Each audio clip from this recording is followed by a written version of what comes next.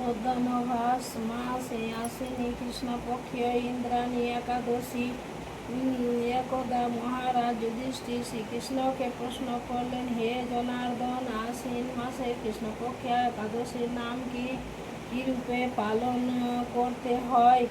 তদুত্তরে শ্রীকৃষ্ণ বললেন, হে ধর্মরাজ, এই একাদশীর নাম ইন্দ্রিয়া একাদশী।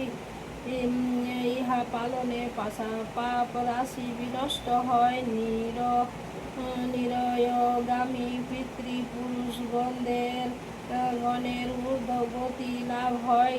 সত্যযুগে স্থিতি নামে নগরে শত্রু দমনকারী প্রতাপশালী এক রাজা ছিলেন। তিনি পুত্র সমন্বিত বিশাল রাজ্যের প্রজাদের নিয়ে রাজত্ব করা সত্ত্বেও ভগবত ভক্তির থেকে কিছুতেই বিচলিত হননি।